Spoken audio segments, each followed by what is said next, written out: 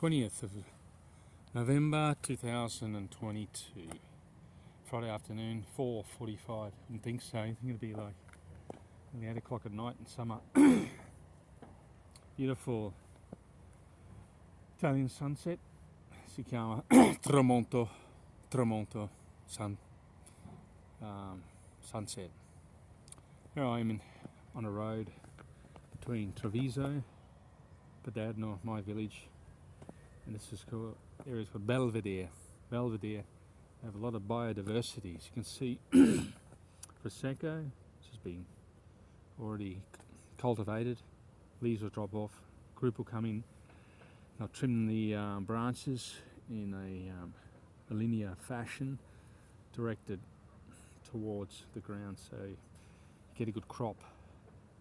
And a lot of grapes grow off it. If you just let it grow wild, you don't get much of a crop, so it's got to be trimmed in a particular way. It's a work that I might have to do if things are going the way they are now. We've got a rise in infections and that inconvenience that everyone around the world's been experiencing. So who knows what's going to happen. We've got our neighbours up the road there, the Austrians. They're in lockdown, 20 days. Like I've said previously, it's only about, if you go straight, about 2.5 hour drive, you're in Austria. We're in lockdown. There's no border controls. You've got a lot of people coming from Eastern Europe that work here. They work here as caregivers, social workers. They call them badante in Italy, badante. And have many nursing homes here, very far and few between, so they pay these Eastern European women to look after the elderly. And often they're not vaccinated, so there's risks there that it's being overlooked. Yeah, I've had two. I'll get my third one in February.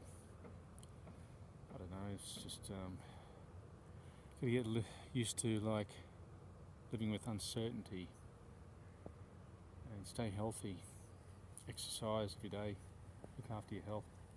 You see here, this was beans were grown here. It's been picked. The land has been left fallow to be churned up again. There's another crop here. I think they're vegetables anyway. Vegetables, Prosecco grapes, and beyond there is another crop. I think they have fruit. I can't stay out for too long. It gets dark and the road's unilluminated. It's quite dangerous at night time. Tomorrow morning it'll be 3 degrees, but I might be heading out for a ride, see how I feel. Just going back to the economy. What's happening in Italy? High inflation, high petrol prices. A lot of businesses trying to recover their money, especially ours, but it's a lost battle, because if you're going to you can't have a facility overcrowded with people, especially with this inconvenience going around. Plus, electricity, gas, we spend about, during winter, 400 cubic meters of gas a day. I mean, the price is going to go up, electricity is going to go up. The lights are always on. Rent, it'll be very difficult to recover. Basically, you'd have to do double for next year, double your membership to break even. I don't think we're going to do that at all. So these are the things that going to challenge us economically for the foreseeable future. You can see some activity down there. That's construction to the left. You can see a crane there. In the Italian it's called a gru. And beyond that big tree there, tree line there's tractors. I think they're turning up the land. It gets left up until about March, and they start planting. So December, January, February, 3 months will just be left like this. Next week we're getting some really cold weather, a lot of rain.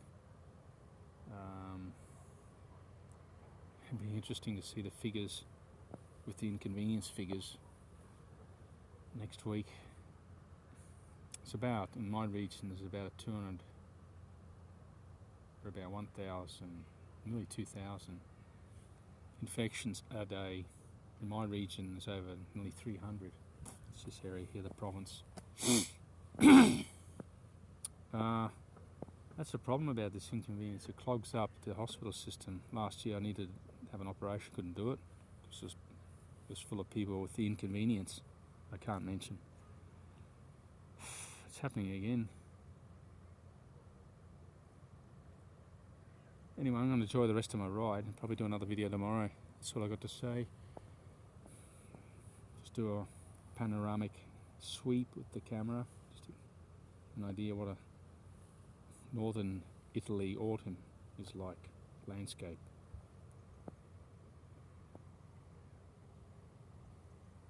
Beautiful sunset. These are the things you got to appreciate while you're still alive. You get 80 so years. Every day people are fixated on making money, but just things like this is priceless. Enjoying a beautiful sunset on your own, no traffic, no people around, silence, just a bit of background noise, construction, that's it. What was his name, that Roman philosopher here? Augustus Aurelius, Marcus Aurelius. He paid someone, because he was well off, paid someone to remind him every day that he was going to die. He was a Stoic. So he tried to live, or he did live every day to its fullest. Because one day you'll be sure to be right. It'll be your last day.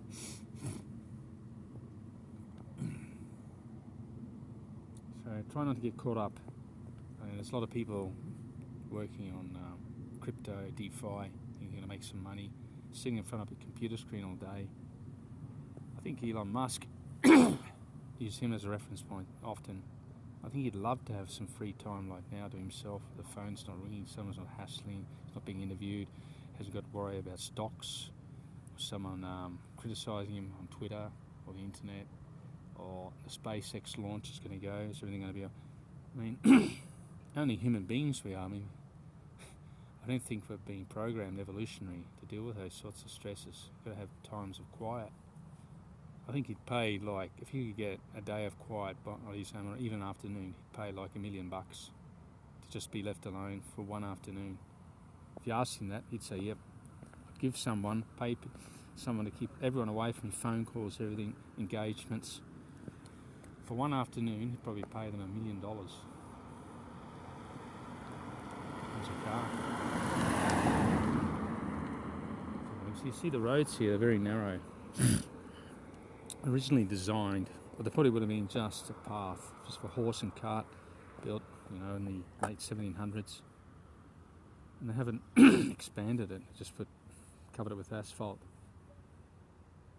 So that's a problem going back to the infrastructure for bikes. I mean, Italy is one of the founding members of the European Union. The European Union's at the forefront of ecological progress, solutions,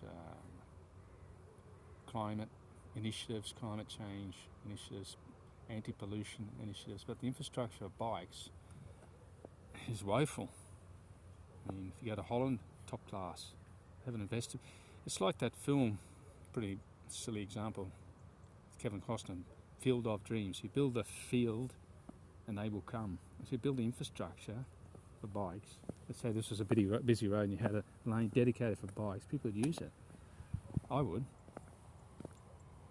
I mean, the investment would be, the cost would be far less than building infrastructure for cars. You'd have like bike sheds, storage,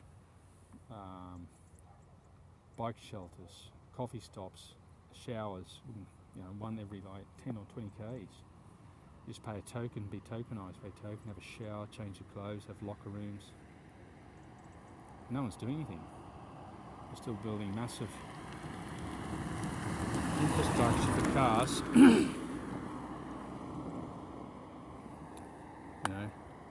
We still live in the modern age. I mean, people 150 years ago were lean. And what I read, no one died from cancer, they died from industrial accidents, disease, probably malnutrition. They weren't eating much. Well, they were. There's no hidden record. There's no records recording the average age of people. But what I've read, cancer wasn't around. No one died from tumours, they died from colds, flus, exposure to the elements, because there was no heating. Everyone's complaining, oh, we have no gas.